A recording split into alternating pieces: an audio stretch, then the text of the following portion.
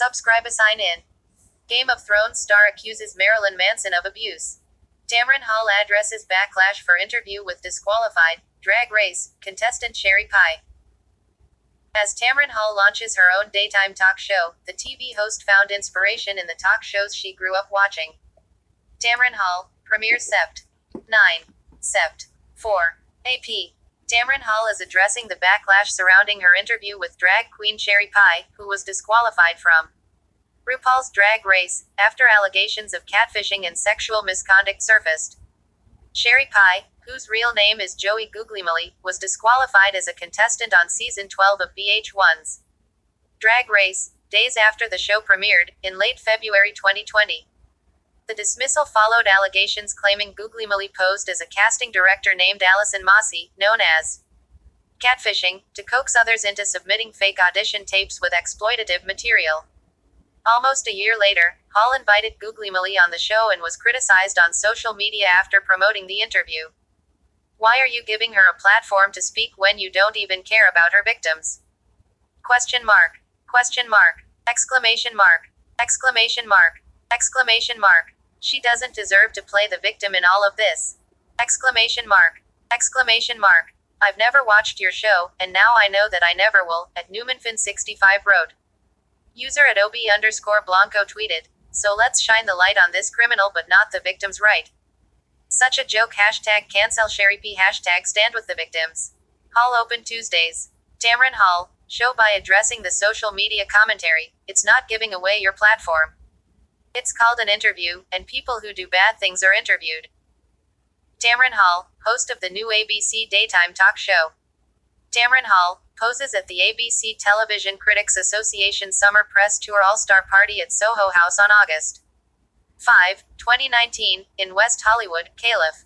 Chris Pizzzello, Envision, AP. Sherry Pie, RuPaul's Drag Race contestant disqualified over catfishing allegations. In the interview Tuesday, Googly-Molly admitted to his wrongdoing and horrible behavior, saying he wanted to let the survivors know how remorseful he was for his actions. USA Today has reached out to reps for the show and Googly-Molly for further comment. Aspiring actor Ben Shimkus spoke out on Facebook about Sherry Pie's misconduct 2 days before the disqualification announcement. He claimed he submitted a tape to Mossy, in pursuit of a role at Playwrights Horizons in New York. I had to film scenes that felt particularly sexual and awkward, but the opportunity seemed too good to let the overt sexual nature or my inhibitions get in the way, Shimkus wrote on Facebook at the time. I simply told myself that my parents wouldn't be allowed to see the show, but I wanted the professional experience and the bright and shiny object on my resume. After being ignored by Mossy after submitting the video, Shimkus reached out to Playwrights Horizons, which said it had never heard of Mossy. Sherry Pie attends RuPaul's Drag Race, Season 12 Meet the Queens event at TRL Studios on Feb. 26, 2020 in New York City. *STAWIARZ, Getty Images for VH1.